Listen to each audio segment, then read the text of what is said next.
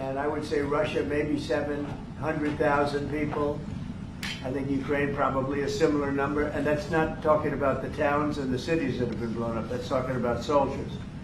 This has been a horrible, bloody mess, and we're going to get it solved. We got to get it solved. And you know, we're not talking about America's soldiers from this country. We're talking about Russia and Ukraine. But on a humanitarian basis, we have to get this very, very bloody, savage problem solved.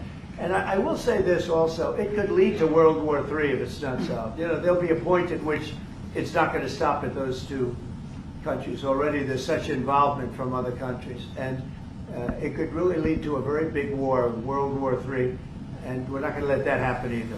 Would you support the idea to send European troops in Ukraine to back the ceasefire? European troops may go into Ukraine as peacemakers. So when the agreement is done, they can watch that everything is followed properly. I don't think that's going to be a problem. And a lot of the European countries, I think, I don't want to speak for France, but I know that the presidents talked about doing that also. I think that'll be a very good day when we can go in as peacekeepers as opposed to what's going on right now with everybody being killed. Will they have U.S. backing, those troops going into Ukraine? Will they have U.S. backing from U.S. troops? Well, we're going to have a backing of some kind, and obviously the European countries are going to be involved, and I don't think you're going to need much backing. I think that's not going to be a problem. Once an agreement is signed, Russia's going to get back to its business, and Ukraine and Europe are going to get back to their business. I don't think it's going to be a problem. Mr. President, will you meet with President Zelensky soon? What? Will you meet with President Zelensky soon? I will be meeting with President Zelensky. In fact, he may come in this week or next week to sign the agreement, and which would be nice. I'd love to meet him. Would meet at the Oval Office. So the agreement's being worked on now. They're very close to a final deal. It'll be a deal with rare earths and various other things, and he would like to come, as I understand it, here to sign it, and that would be great with me. I think they then have to get it approved by their council or whoever might approve it, but I'm sure that will happen. Yeah, at some point I'll be meeting with President Putin also, yes. I don't know when we speak. We're trying to get this thing worked out, but yeah, at some point I'll be meeting with President Putin too. Monsieur Macron, s'il vous plaît, est-ce que vous pouvez me dire quelques mots en français? So I can say a few words in French. Yes, please. No, le président l'a dit, je pense que c'est un moment important. C'est un moment important de la discussion. On veut bâtir la paix en Ukraine et le bilan qui a été rappelé, une réalité, il y a plus d'1 million de morts et de blessés depuis le début de ce conflit et de cette guerre d'agression.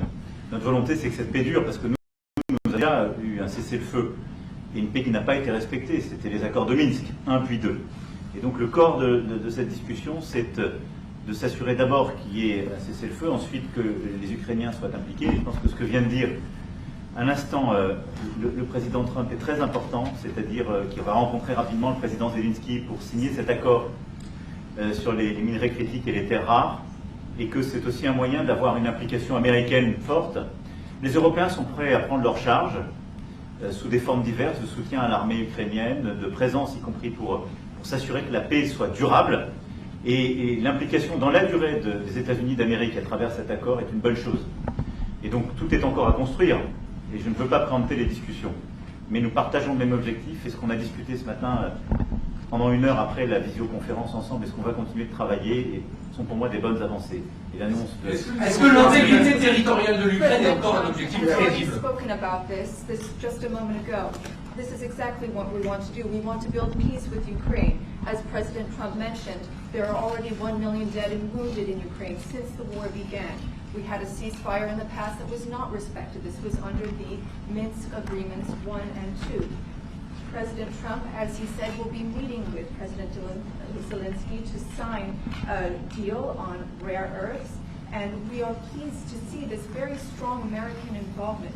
Europe, of course, also stands ready to support Ukraine in various ways, supporting its military.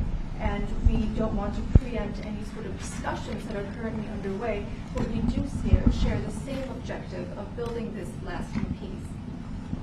I just want to tell you a little story. So we were at the Eiffel Tower having dinner with your wonderful wife and with my wonderful wife, and we came out and he started speaking the French deal. And we didn't have an interpreter, and he was going on and on and on, and I was just nodding, yes, yes, yes. And he really sold me out, because I got back the next day and I read the papers. I said, that's not what we said. He's a smart customer, I will tell you that. Sure. How will you Exactly what we qualify agreed. Mr. President, called Zelensky a dictator. Would you use the same words without inclusive? I don't use those words lightly. I think that we're going to see how it all works out. Let's see what happens. I think we have a chance of a really good settlement between various countries. And you're talking about Europe, and you're talking about Ukraine as part of that whole situation. The other side has a lot of support also. So let's see how it all works out. It might work out. Look, you can never make up lives. The one thing you can make up the money, but you can't make up the lives. A lot of lives lost. I think probably a lot more lives than people are talking about. It's been a rough war, but I think we're close to getting it solved. Ladies and gentlemen, that was the US President Trump from the White House, who stated that the Russia-Ukraine conflict could end within weeks and revealed plans to visit Russia when the time is right. French President Emmanuel Macron expressed to Trump his desire for strong US engagement in peace efforts and affirmed that Ukraine must be part of the talks to end the conflict. Macron also emphasized Europe's commitment to strengthening its defenses and informed Trump that Europeans are ready to send peacekeeping forces to Ukraine. Trump agreed, saying that Putin would accept the idea of European peacekeepers in Ukraine.